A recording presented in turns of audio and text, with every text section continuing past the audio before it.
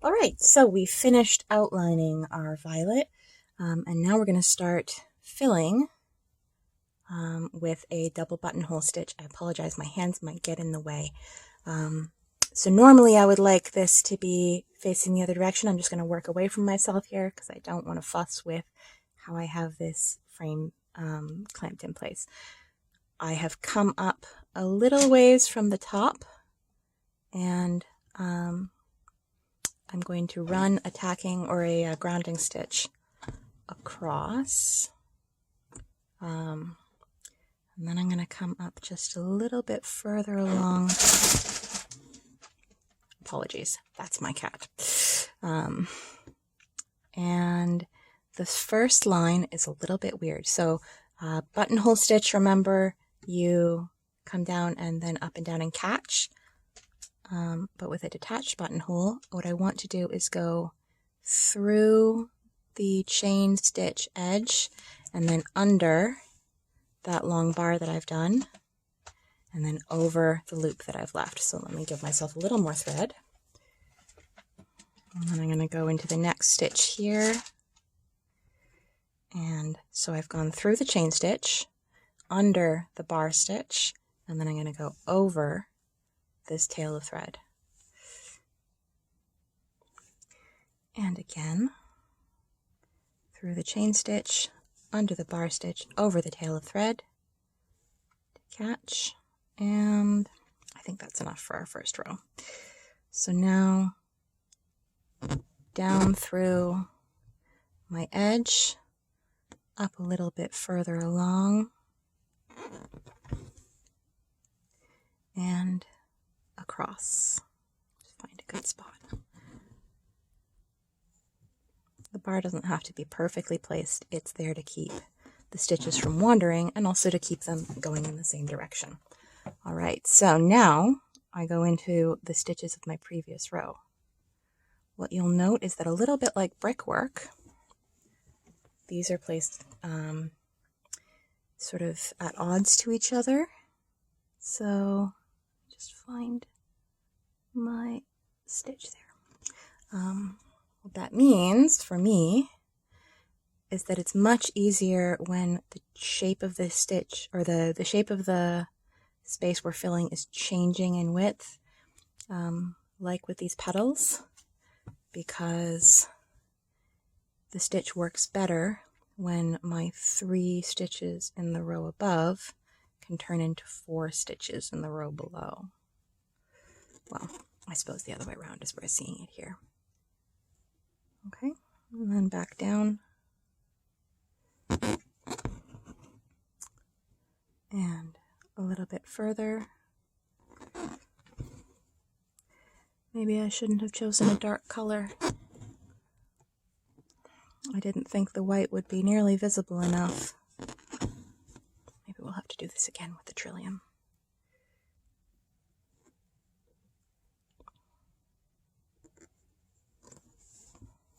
Oh dear. Well, that's exciting.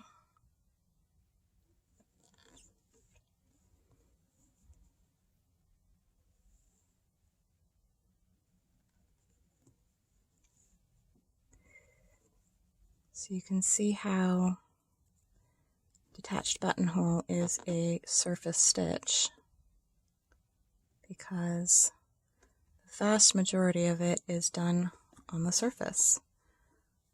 And because my clamp has come undone, I can actually show you the bottom.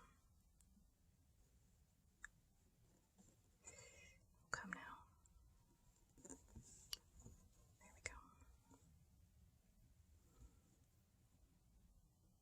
There we go. So now that I've finished the edge of that shape, I want to come out under the edge here so that this can seem to disappear behind these petals that we'll fill afterward. But before we go on filling them, let me just turn this over. So you can see how I have filled or done my outline with chain stitch, and then we don't really get to see anything of the detached buttonhole on the back. Same with the trillium that I've already done here. don't really see anything of the detached buttonhole on the back except for where I move between my rows on the sides. The other important thing while I have you is that I don't mind floats on the back because we're going to line this, so it doesn't really matter. And honestly, if you're not going to do anything more than catch a fingernail in it, it's probably not a problem. Similarly, when I finish off and start threads, I will like to catch them into a knot in a stitch that I've already done. So let's carry on. I'll just have to be careful about that because this is the tricky part where we're getting smaller rather than getting bigger. So I want to be sure to pull, but not pull too tightly. Detached buttonhole is a little bit fussy as far as tension is concerned. It gets a lot easier, and like many things, it's easier when you're relaxed. Sometimes, though, the best way to do it is to just skip one of the buttonholes in the row above so that you can get the most coverage for the little space. Here we go. And if you end up with a little bit of white space, don't worry too much. Nothing in life is perfect. I think we'll get at least one row here. So again, under, over.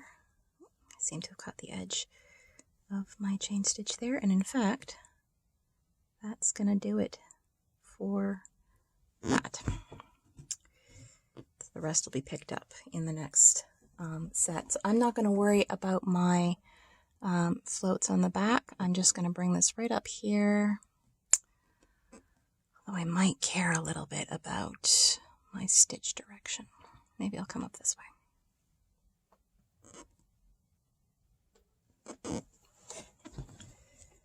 There we go. So how about I come down to this line that we see here?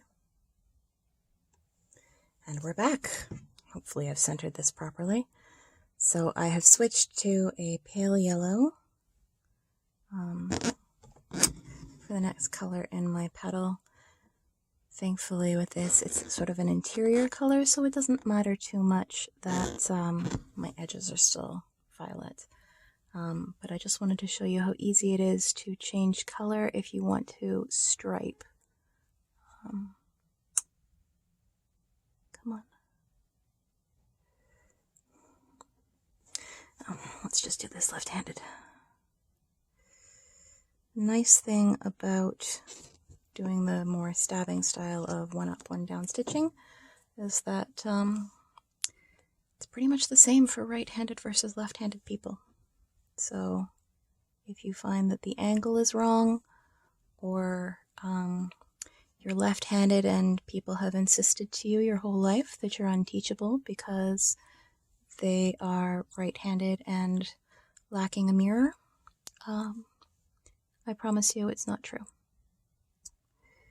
That said, sometimes it's just easier to use one hand over the other.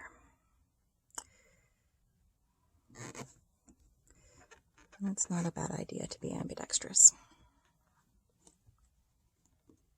Oh, come now. And then sometimes this happens too. Try not to split your threads. This is partly why I like a blunt needle. But if you do, just pull it out. Here we go. Sometimes the threads just want to be difficult.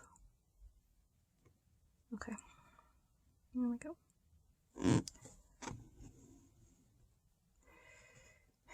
Having promised you that that part is easy, I then proceed to make a bit of a dog's breakfast of it.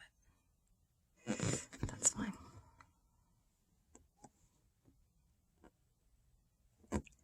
Okay.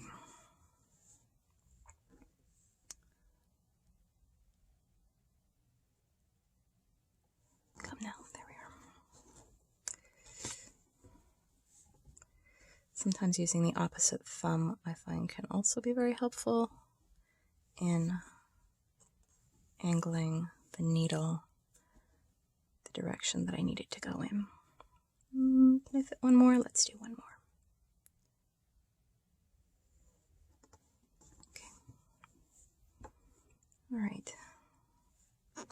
And down. Now, because I have more than one stitch down here, I want to keep it from going anywhere. So what I'm going to do is come up, catch one of the last stitches, and down again.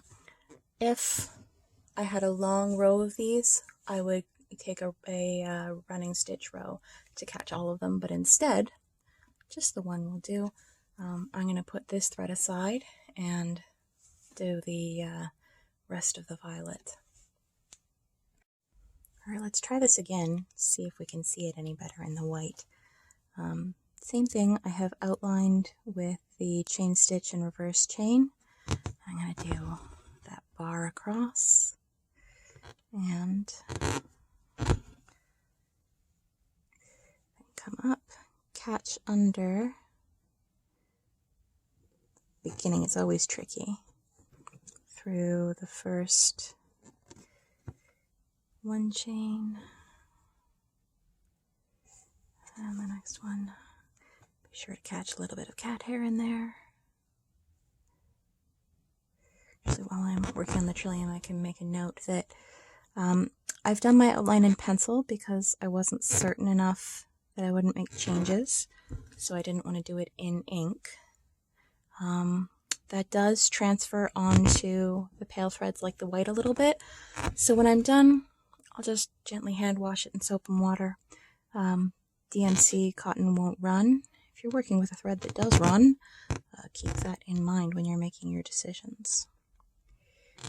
There we go. And whichever direction you do your detached buttonhole stitches, just be consistent. Doesn't matter if you tend to work right to left or left to right.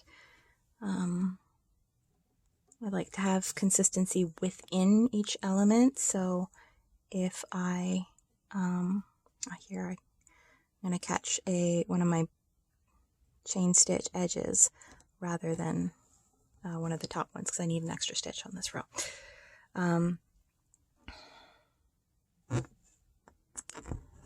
What was I saying?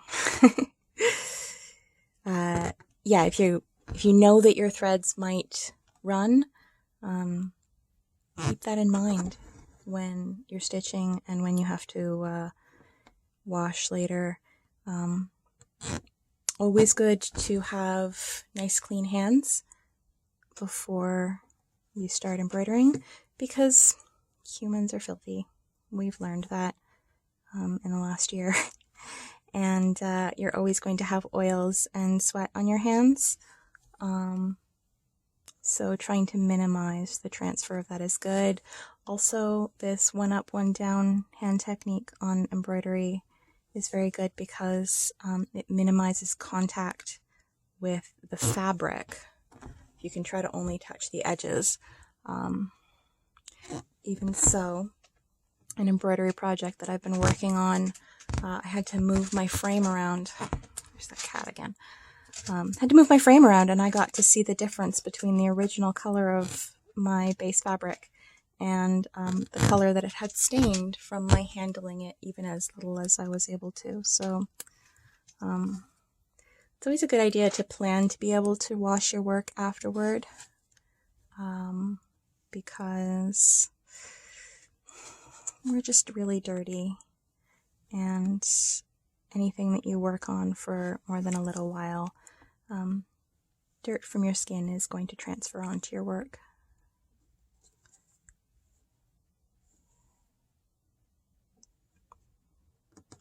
So I hope that this is a little more visible.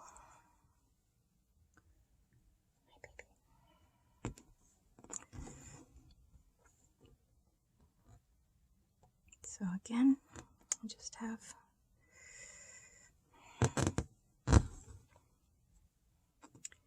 I'm going to bring my bar across here and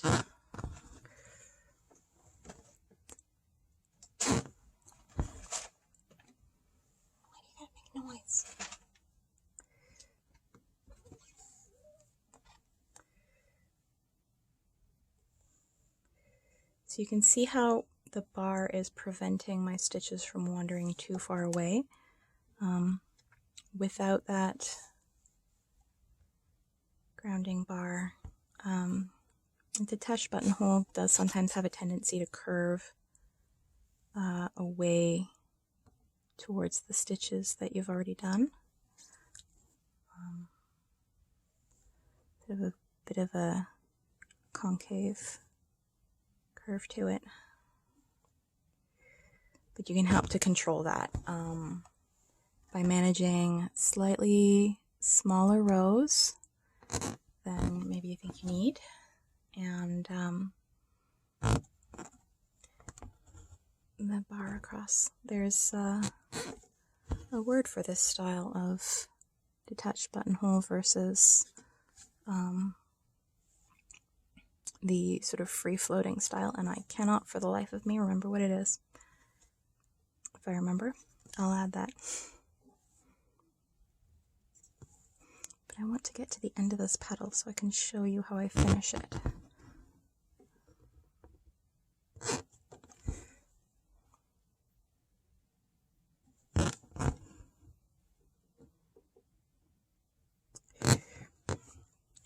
Already you can see how the vast majority of the space will be filled with just these two stitches that we've done so far. Chain stitch and reverse chain stitch to outline all of our elements, as well as these little lines will be done with chain stitch. And I still have a decision to make about the thread I want to use there. Nope. There it is. There we go. And all of the areas are going to be filled with detached buttonhole, which is a great way to use your thread, because the nice thing about surface stitches is when thread is expensive, when you're using silk or metallics, you don't want to wear it too much by having to go through the fabric nearly as much, but also why waste, you know, half your thread on the back of your fabric when it's beautiful and expensive. So a number of older styles use more embroidery or more surface stitches because thread had to be hand spun, and that's not cheap. So again, I tack down the end of it with one straight stitch, and there we go with the detached buttonhole. I'll keep going, and then we'll come back for the Elizabethan ladder stitch to make our vine, as well as a spiderweb rose for the center of the flowers.